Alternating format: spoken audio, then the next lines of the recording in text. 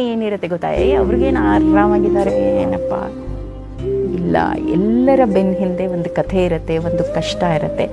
ಆ ಕಷ್ಟವನ್ನು ಎದುರಿಸಿ ಮೆಟ್ಟು ನಿಂತು ಅದು ಇಲ್ಲದ ಹಾಗೆ ನಕ್ಕು ಬದುಕನ್ನು ಸವಾಲಾಗಿ ತಗೊಳ್ಳೋದೇ ಬದುಕು ಅಂತ ನಾ ಹೇಳೋದು.